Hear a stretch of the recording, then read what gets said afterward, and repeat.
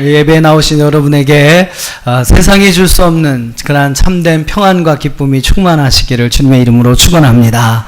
오늘 함께 읽으신 본문의 말씀을 중심으로 해서 한번 따라해 보시죠. 하나님만 바라라. 그런 말씀의 제목으로 말씀의 은혜를 나누고자 합니다. 오늘도 이 말씀이 저와 여러분을 향해 주신 하나님의 은혜의 말씀, 또 축복의 말씀이 되기를 주님의 이름으로 축원합니다.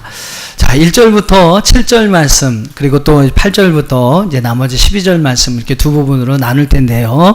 제가 오늘 특별히 말씀을 드리고 싶은 부분은 이제 후반부입니다. 8절 이하의 말씀, 8절부터 12절 말씀을 좀 더 여러분에게 말씀을 드리고 은혜를 나누고자 합니다. 그러기에 앞서 우리 1절로 7절까지 말씀을 여러분 한번 먼저 살펴봐야 하는데요.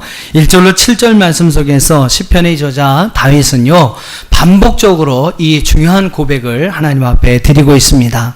자, 그가 드리는 고백을 한번 들어보시죠. 1절과 2절을 우리 한번 다시 한번 읽어보겠습니다. 시작.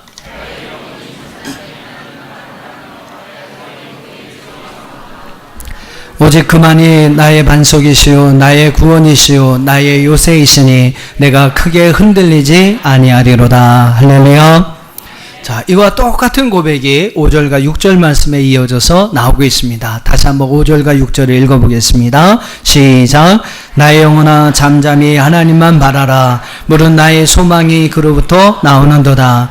오직 그만이 나의 반석이시요 나의 구원이시요 나의 요새이시니 내가 흔들리지 아니하리로다. 할렐루야.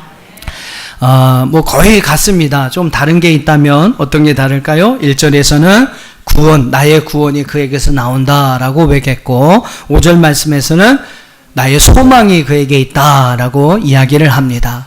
또 뭐 좀 다른 게 있다고 찾아보시면 2절 말씀을 보면 내가 크게 흔들리지 아니한다라고 했는데 6절에서는 크게라는 말이 쏙 빠졌습니다. 그래서 내가 흔들리지 아니한다.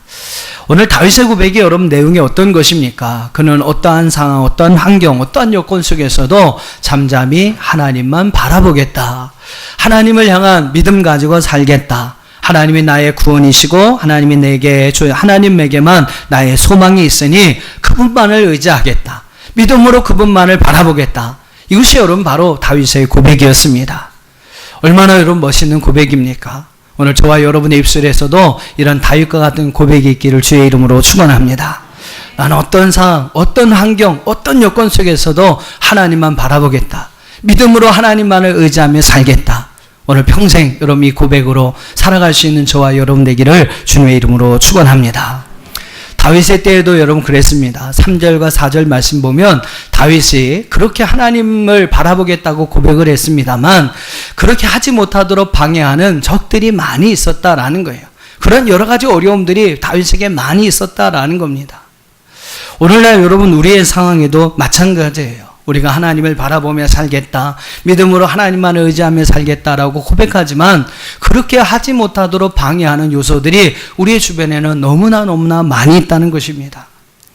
어제도 제가 설교 준비를 하면서 잠깐 인터넷에 올라온 뉴스를 이제 살펴보는데 또 좀 안 좋은 소식이 있더라고요. 여러분 혹시 보셨는지 모르겠습니다만 불륜 조장 사이트라고 합니다. 예, 뭐 결혼한 남자 여자들이 회원으로 가입하면 그 사이트에서 서로 짝짓기를 해주는 거래요. 그래서 이제 뭐 이렇게 하는 그 애슐리 메디슨이라고 하는 사이트가 있습니다. 괜히 제가 말씀드려서 그거 들어가 보시면 안 됩니다. 그런 이제 사이트가 나쁜 사이트가 있어요. 그래서 제 많은 이제 가정들의 이제 위기를 가져오게 하는 그런 사이트가 있는데 미국에 있는 이야기입니다만 교회의 지도자급 되는 사람들, 뭐 목사, 장로, 안수집사 뭐 이런 사람들이랍니다. 교회의 지도자급 되는 사람들이 약 400여 명의 어떤 명단이 이게 탁 터져버린 거예요. 예, 그 이제 명단이 공개가 되는 과정에서 이게 보니까 교회 지도자급 되는 사람들 약 400여 명이 그 이름이 이제 드러나게 된 겁니다. 그래서 뭐 어제 뉴스에 보니까 오늘 이제 뭐 주일날이죠. 미국 시간으로 오늘 주일날에 이제 그들이 다 사임을 하게 된다. 그런 이야기가 나와 있더라고요. 참 안타까운 이야기죠. 뭐 그런 것 때문에 교회를 이제 다니지 못한다는 거, 뭐 그것이 이제 교회 안 다닐 문제로 끝나는 게 아니지 않습니까? 참 그런 일들이 이제 뉴스상에 나오고 있어요. 뭐 세상 사람들이 자기의 어떤 육체적인 어떠한 즐거움, 또 육신의 정욕을 위해서 행하고 있는 그런 것들을 교회 다니고 하나님을 향한 믿음을 가진 자는 사람들이 똑같이 따라하고 있는 그러한 모형들이 나오고 있습니다. 그뿐만이겠습니까? 지금도 많은 그리스도인들이요, 무당을 찾아다닙니다. 요즘 뭐 며칠 사이에 저한테 이렇게 상담을 하시는 분들이 있는데, 그 건 중에 대부분이 뭐냐면, 이게 무당, 점치는 것과 관련된 것입니다. 그러니까 교회를 이제 뭐 예전에 그렇게 다녔던 적이 있었는데, 지금 이제 교회 다니면서 끊으려고 노력을 하신다는데, 그게 안 된다는 거예요. 그러니까 뭐 좀 잘 되고 이럴 때는 괜찮은데, 좀 막 어려운 일이 있고 힘든 일이 있고 막 답답한 일이 있으면 자꾸 거기를 또 찾아보고 싶다라는 겁니다. 찾아가고 싶다라는 거예요. 거길 다니면서 이득 본 게 없어요. 몇천만 원을 날렸다고 본인의 입술로 고백하시면서 또 답답하고 힘들면 거길 찾아가고 싶은 생각이 든다라는 겁니다. 그래서 저에게 이렇게 말씀하시는 분들이 있어요.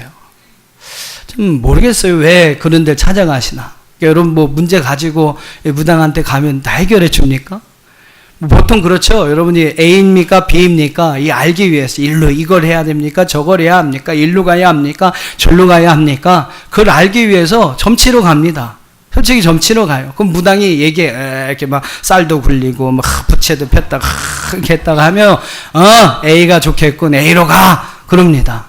그럼 또 그거 말에 솔깃해 갖고 그렇게 하거든요. 목사님 말은 잘 안 되는데 그런 사람 말은 잘 들어요. 또 가서 그러면 또 그대로 합니다. 그래서 잘못되면 어떻게 해요? 잘못돼서 이제 와서 따지면 무당들이 하는 얘기 그렇죠. 정성이 부족해. 뭐 이렇게 그죠? 구슬 한번 몇 천만 원, 몇 백만 원짜리 하나 해야 되겠어? 뭐 그러면 끝입니다.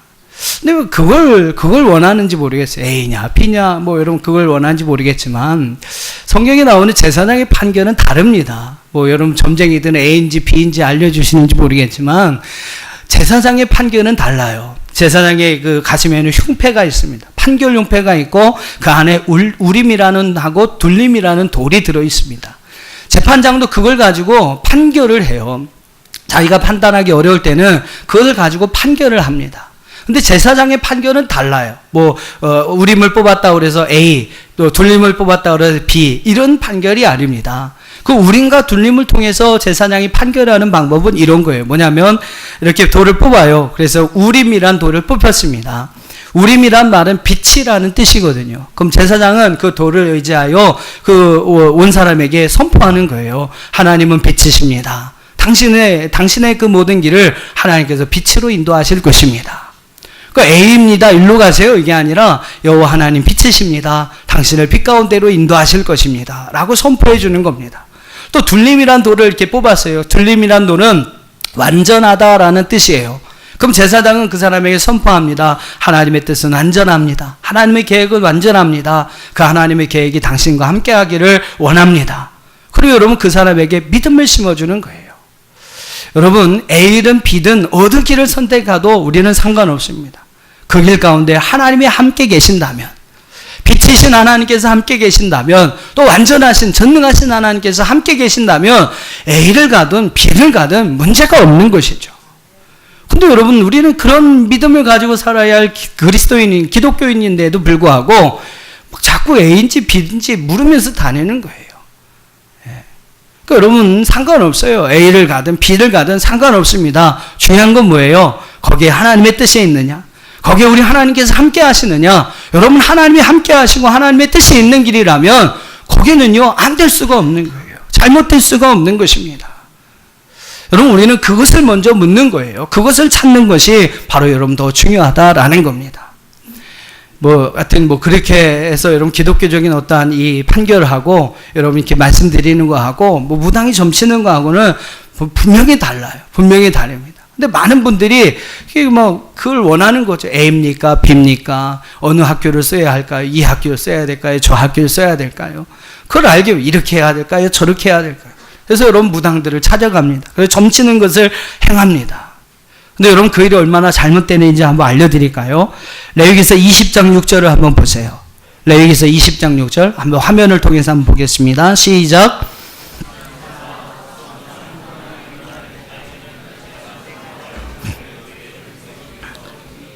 뭐라고 합니까? 접신하는 자도 잘못됐고 무당짓하는 것도 잘못됐어요. 그러나 그들을 음란하게 따르는 자들에게도 하나님께서 진노하시겠다라고 말씀하시고 계십니다.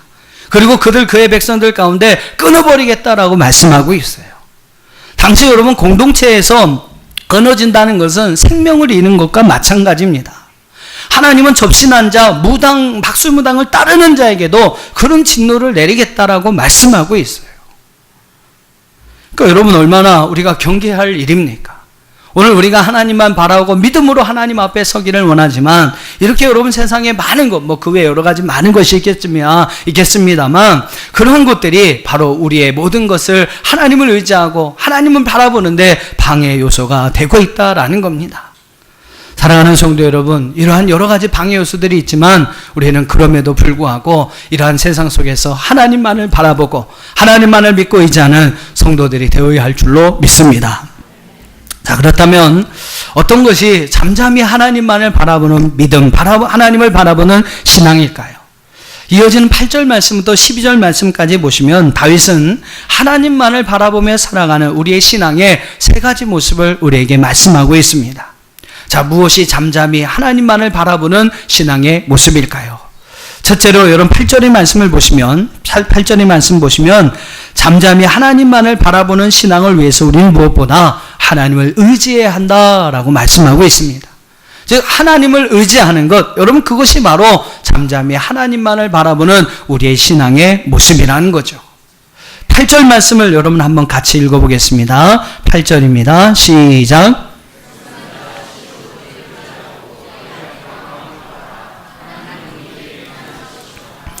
다윗은 하나님을 의지하는 세 가지 모습을 8절에서 이야기하는데 첫 번째는 뭡니까? 시시로 그를 의지하라라고 말씀하고 있어요.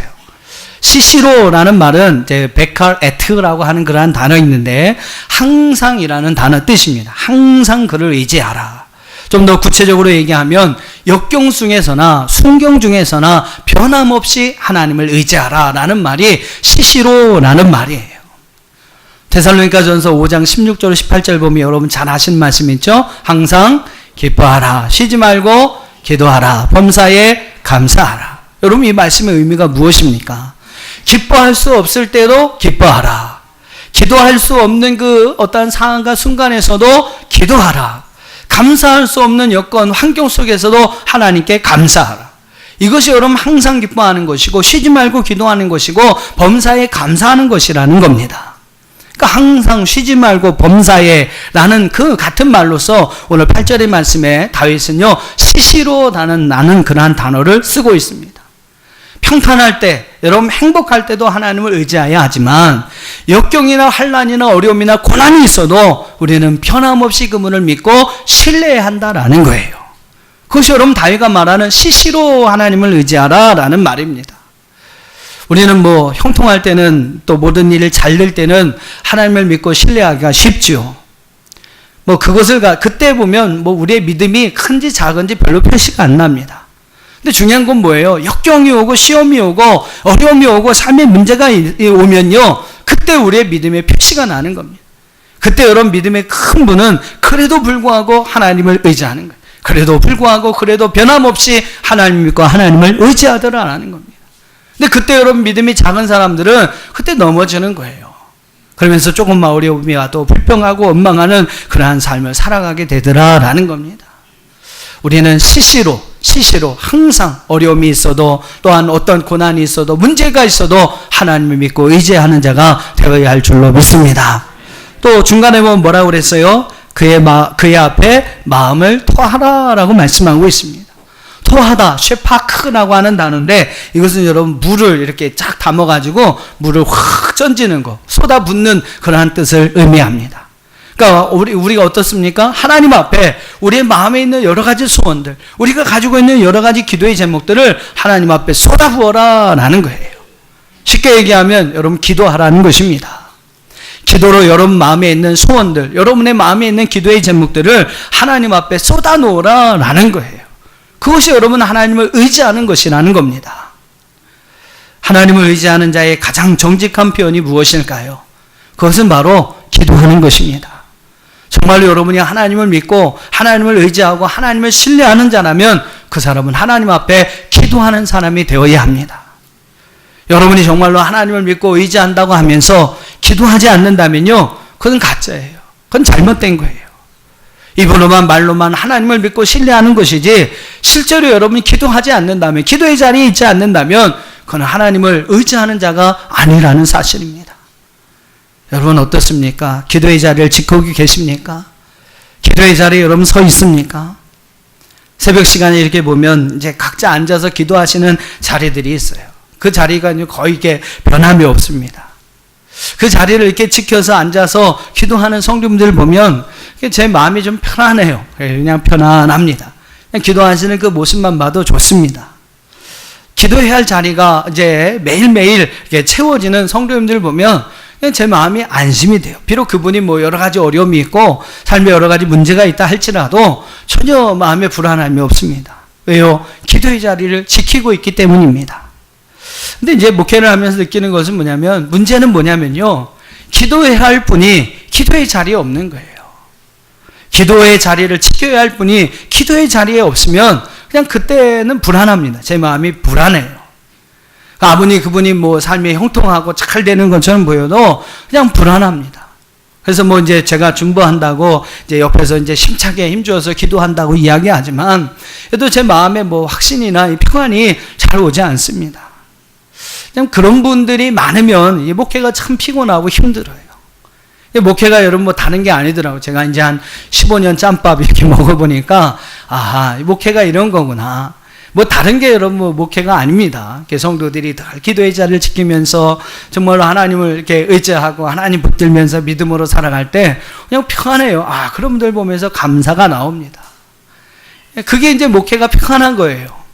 근데 이분은 꼭 기도의 자리에 있어야 하는데, 이분은 꼭 기도의 자리를 지켜야 하는데, 그런 분들이 여러분 기도의 자리에 서지 못하면 참 그것처럼 피곤하고 힘든 일이 없습니다.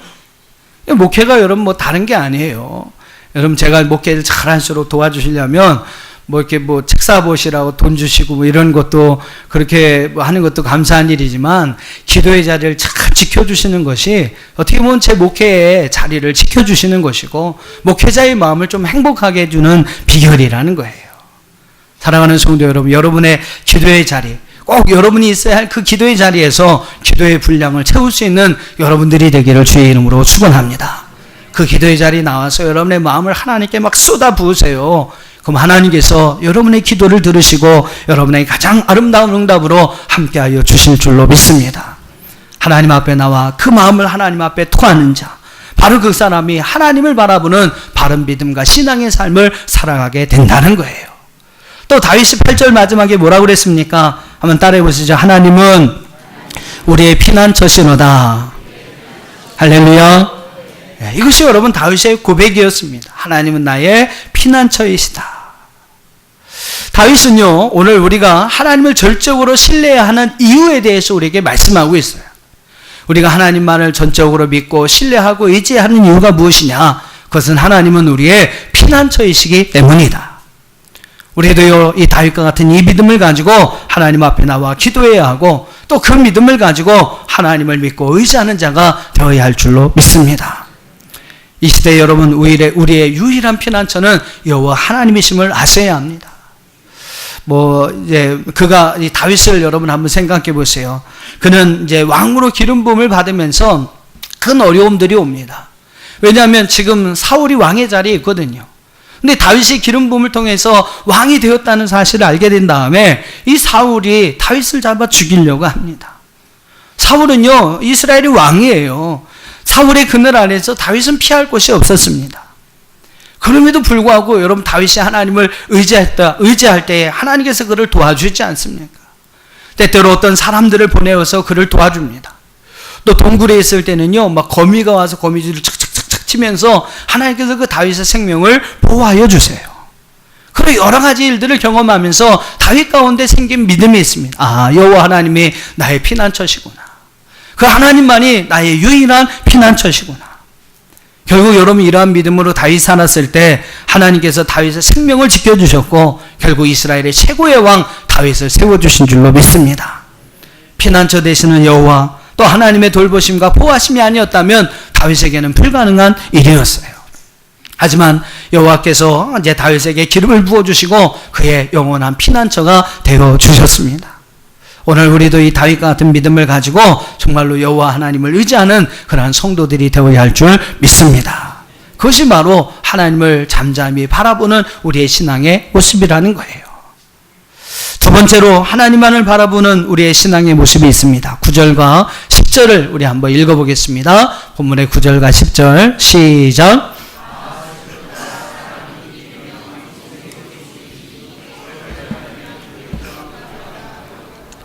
포악을 의지하지 말며 탈취한 것으로 허망하여지지 말며 재물이 늘어도 거기에 마음을 두지 말지어다. 할렐루야. 하나님을 잠잠히 바라는 두 번째 신앙의 모습은 무엇이냐? 그것은 사람과 재물을 의지하지 말라라는 것입니다. 사람과 재물을 의지하지 않는 것, 여러분 그것이 바로 우리가 잠잠히 하나님만을 바라보는 우리의 신앙의 모습이라는 것이죠. 9절에 보면요, 다윗은 사람의 도움에 대해서 다윗은 입김보다 가볍다라고 이야기를 합니다. 그만큼 우리에게 큰 도움이 되지 못한다는 사실을 그런 식으로 표현을 하고 있어요. 또 10절 말씀에 보면 재물의 도움에 대해서 재물이 늘어도 거기에 마음을 두지 말라라고 이야기를 합니다. 그만큼 여러분 사람과 재물은 우리의 도움이 될 수 없다라는 거예요. 영원한 지속적인 우리의 도움이 될 수 없다라는 겁니다. 다윗의 여러분 그 시를 보면 이런 표현들이 자주 등장합니다. 그래서 시편 20편 7절 말씀에 보면 어떤 사람은 병기, 어떤 사람은 말을 의지하나 우리는 여호와 우리 하나님의 이름을 자랑하리로다라고 이야기를 합니다. 어떤 사람은 병기, 어떤 사람을 말을 의지하나 우리는 여호와 하나님의 이름을 의지한다라고 다윗은 고백합니다. 또 시편 146편 3절에 보니까 귀인들을 의지하지 말며 도울 힘이 없는 인생도 의지하지 말라라고 우리에게 말씀하고 있어요. 사람과 여러분 재물이 우리의 도움이 됩니다. 분명히 여러분 살아갈 때 보면 우리의 도움이 돼요. 그러나 그것이 우리의 지속적인 도움, 영원한 도움은 되지 않는다라는 거죠. 도움이 되기 때문에 많은 사람들이 어려운 일이나 여러 가지 문제를 만나면 사람이나 물론 솔직히 재물을 의지하게끔 되어 있습니다. 여러분 어떻습니까? 여러분 삶에 여러 가지 문제가 나오면, 문제가 생기면 우리가 도울 사람을 찾지 않습니까? 어떤 병에 걸리면 그 병에서 누가 이렇게 수술을 잘하도다 그러면서 좋은 의사, 아주 훌륭한 의사를 찾으려고 합니다. 또 어떤 금전적인 문제가 생기면 나에게 좀 돈을 빌려줄 사람, 꿔줄 사람 없는가? 여러분 사람을 찾게 되는 것이죠. 어떤 법적인 문제가 생기면 그 도와줄 수 있는 판사나 변호사가 없을까? 여러분 찾게 됩니다. 행정적인 문제가 걸리면 도울 수 있는 좀 높은 지위를 가진 공무원이 어디 없나? 여러분 그렇게 찾게 되는 게 마땅한 것이죠. 그래서 여러분 사람의 도움을 받고 해결할 수도 있습니다. 근데 여러분 그런 사람의 도움은요 영원하지 못해요. 또 한계가 있다라는 겁니다. 언젠가는 여러분 나를 도와줬었는데 언젠가는 그 사람이 나에게 어려움을 줄 수 있는 사람으로 바뀌게 돼요. 오늘의 여러분 적이요 오늘의 나의 도움이 내일의 나의 적이 될 수가 있다라는 겁니다. 또 인간이 도울 수 있는 것은 한계가 분명히 있어요. 여러분 우리 인생에서 가장 큰 문제가 과연 무엇일까요? 여러분 인생에서 가장 큰 문제가 무엇이라고 생각합니까? 저는 죽음의 문제라고 생각합니다. 이 문제, 여러분 죽음의 문제를 해결할 수 있다면 우리의 인생은요 어떤 문제도 다 해결할 수 있어요. 그러니까 여러분 사람이 생각해 보세요. 죽을 까고 하면 솔직히 못할 게 뭐가 있겠습니까? 그만큼 죽음은요 우리 인생에서 큰 문제라는 거예요. 근데 여러분 사람과 재물을 통해서 그 죽음의 문제를 여러분 해결받을 수 있습니까? 죽음의 문제를 해결하신 분이 한 분이 있어요. 바로 우리를 위해서 십자가에서 죽으신 바로 예수 그리스도이심을 믿습니다. 그분은 우리에게 십자가에서 우리의 죄를 위하여 죽으시고 다시 부활하시면서 이렇게 말씀하십니다. 요한복음 11장 25절과 26절에 예수께서 이르시되 나는 부활이요 생명이니 나를 믿는 자는 죽어도 살겠고 무릇 살아서 나를 믿는 자는 영원히 죽지 아니하리라. 할렐루야.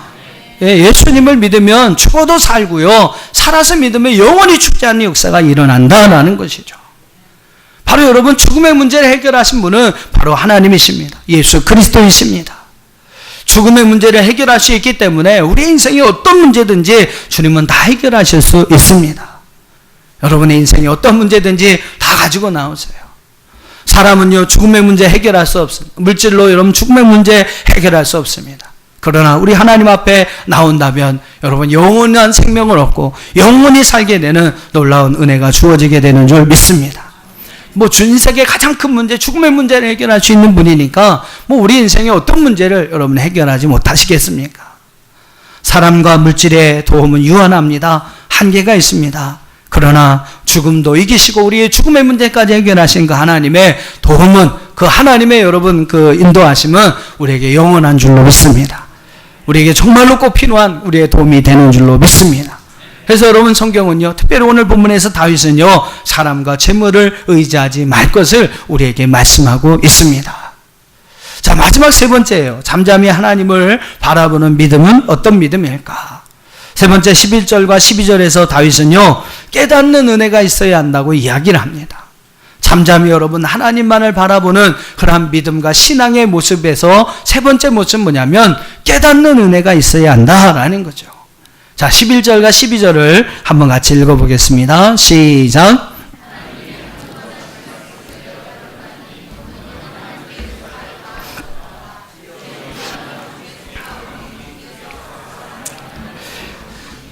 예, 11절 그 전반부에 나오는 말씀을 좀 이렇게 여러분 좀 원문, 성경에 그 기록된 히브리 원문하고 조금 이렇게 다르게 이제 번역이 되어 있습니다. 그래서 그 원문에 가까운 번역을 제가 말씀을 드리면 11절 전반부는 이렇게 해석할 수 있어요. 하나님이 말씀하신 것은 한 가지인데 내가 깨닫고 알게 된 것은 두 가지이다. 그러니까 여러분 11절 전반부죠. 하나님이 한두 번 하신 말씀을 내가 들었나니, 우리말로 이렇게 번역이 되어 있는데요. 좀 원문 그대로 번역을 하면 하나님이 말씀하신 것은 한 가지인데 내가 알게 되고 깨닫게 된 것은 두 가지이다 라고 여러분 번역하는 게 원문에 가까운 번역입니다. 그러니까 여러분 다윗은요, 하나님의 말씀을 듣고 두 가지를 깨닫게 되었다라는 거예요. 그 깨달은 내용이 바로 이어진 말씀에 나옵니다. 무엇을 깨닫게 되었느냐? 첫째는요, 권능과 인자하심이 하나님께, 주님께 속해 있다라는 사실을 그는 깨달았다라고 이야기를 해요. 그래서 11절 하반절에 보면 권능은 하나님께 속하였다 하였도다. 또 12절 상반절에 보면 주여 인자함은 주께 속하오니라고 이야기를 합니다. 다윗이 깨달은, 하나님 말씀을 듣고 깨달은 첫 번째는 권능과 인자하심은 하나님께 있다라는 거예요. 권능은 하나님께 있습니다. 이 말은 무슨 말이냐면 세상의 모든 일이 다 하나님의 손 안에 있다는 이야기예요. 그분과 상관없는 일은 이 세상에 아무것도 없다라는 겁니다. 그러니까 모든 일이 다 하나님과 상관되어 있고 하나님과 연결되어 있다라는 거예요. 그러니까 여러분 모든 것이 하나님이 주시는 능력 안에서 이루어질 수 있다라는 사실을 다윗은 모든 권능은 하나님께 속해 있다라고 표현하고 있는 것입니다. 또 12절 상반절에 인자함은 주께 속해 있다라고 이야기를 해요. 하나님은 인자하신 분이시기 때문에 고통 가운데 있는 백성들을 그냥 버려두시지 않는다는 거죠. 반드시 여러분 그들을 건져내어 그들을 여러분 구원하여 주신다라는 말씀입니다. 다윗은 이렇게 여러분 하나님을 바라보는 믿음 안에서 인자와 권능이, 또 권능과 인자가 하나님께 있다는 사실을 깨닫게 되었다라는 겁니다. 또 하나 그가 깨달은 사실이 있었어요. 12절 하반절에 보면 뭐라고 합니까? 주께서 각 사람이 행한 대로 갚으시니이다. 즉 하나님께서는 우리가 행한 대로 그 모든 일을 갚아주시는 하나님이다 라는 사실을 깨닫게 되었습니다. 그래서 여러분 그것을 깨닫는 순간 그는 하나님 앞에 잠잠히 하나님만을 바라볼 수 있는 믿음의 사람으로 설 수가 있었다는 것이죠. 오늘 여러분에게 이 다윗과 같은 깨닫는 은혜가 있기를 주님의 이름으로 축원합니다. 이제 목회자고 이제 제가 이제 믿음을 가지고 또 이제 여러분 믿음으로 이끌어가야 하는 사람이기 때문에 여러 가지 고민을 많이 해봐요. 그런 고민 중에 하나가 뭐냐면 왜 믿음으로 참 열심히 사시려고 하는데, 그렇죠? 믿음 생활 열심히 하면서 나름대로 믿음으로 열심히 살려고 하는데 왜 그런 분에게 어려움이 있을까 하는 그러한 고민이 저에게 있습니다. 제가 봐도 참 믿음으로 열심히 살려고 노력하시고 참 믿음으로 이렇게 어쨌든 살려고 사는 그 성도님들의 모습을 보는데 왜 어려움이 있을까? 어쨌든 믿음으로 사는 사람에게 하나님께서 형통한 삶을 주셔야 하지 않습니까? 근데 왜 믿음으로 열심히 하는데, 믿음으로 열심히 사는데 왜 형통한 삶이 아니라 여러 가지 어려움들이 그에게 있을까? 이제 그런 고민을 한번 해봅니다. 여러분, 왜 그런 것 같습니까? 왜 그럴 것 같아요? 왜 믿음으로 열심히 사는 성도에게 하나님께서 어려움이나 여러 가지 문제들, 또 이제 고난의 문제들을 하나님께서 우리에게 허락해 주시는 것일까요?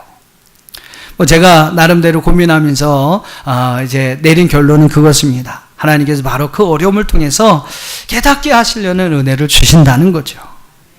이유 없는 고난은 없습니다. 하나님 분명히 오늘 우리에게 주려고 하는 무엇인가가 있기 때문에 그 고난이라는 것까지 우리에게 허락해 주신다는 거예요.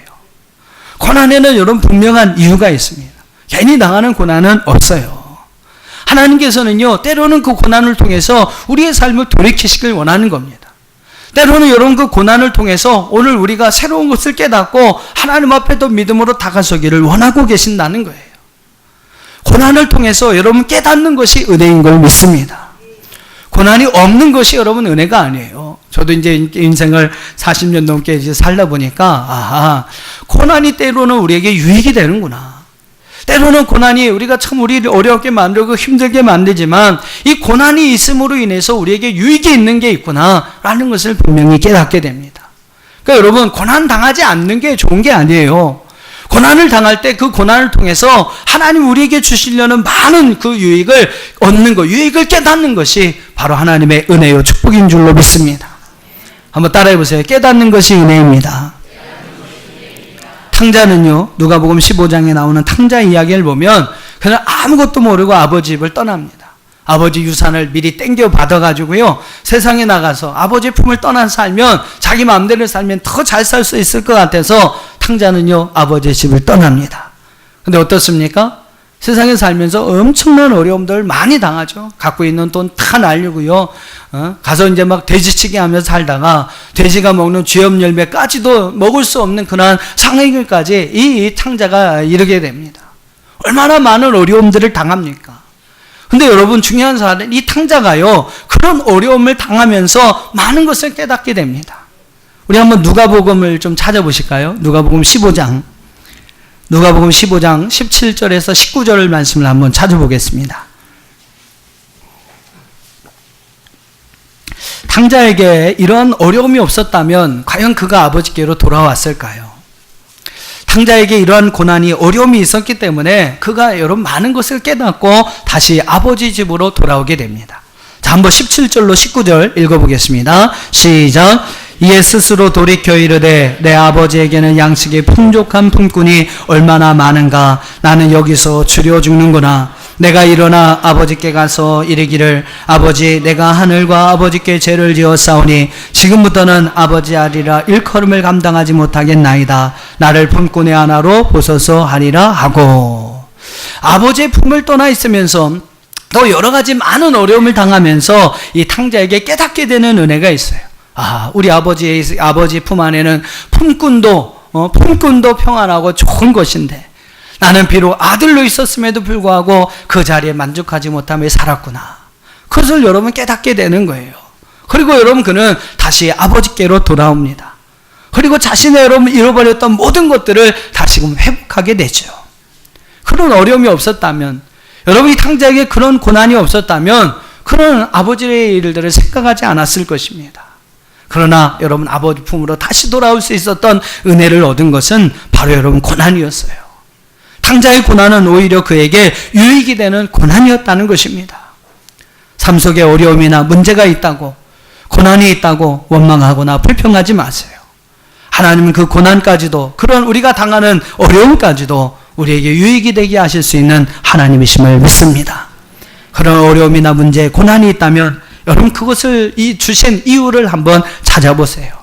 그리고 여러분 그 고난을 통해서 하나님께서 여러분에게 말씀하시는 그런 하나님의 말씀을 깨닫게 되는 여러분들이 되기를 주의 이름으로 축원합니다.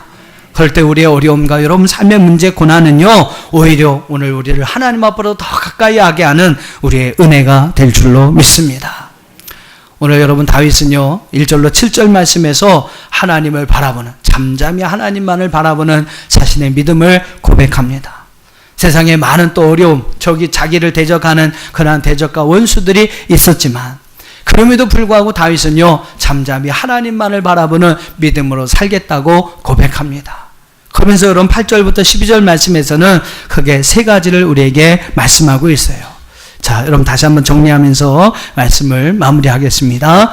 자, 하나님을 바라보는 믿음과 신앙. 그 첫 번째 모습은 하나님을 의지하는 것이었습니다.